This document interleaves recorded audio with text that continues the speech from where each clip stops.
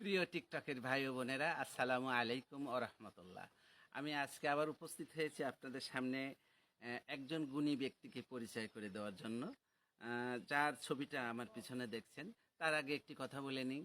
Rod, বালু, cement দিয়ে তৈরি করা যায় রাস্তাঘাট, কলকারখানা ইত্যাদি, কিন্তু কিছু কিছু মানুষের ভালোবাসা দিয়ে তৈরি করা যায় প্রেমের সেই তাজমহল।